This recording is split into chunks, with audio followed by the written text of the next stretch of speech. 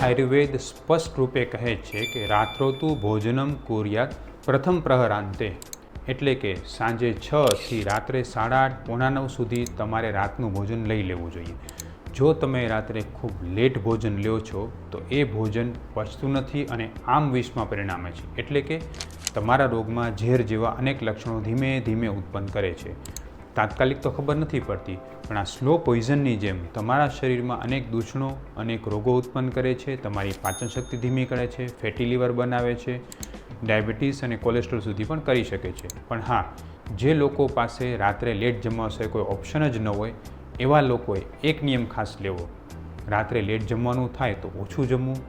ગરમ અને તાજું જમવું, અને 1 કે 2 વાનગીથી વધારે ન જમવું, અને શક્ય હોય તો એકાદ અનાજ જ જમવું, જેમ કે દાળ તો માત્ર દાળ, રોટલી તો માત્ર રોટલી,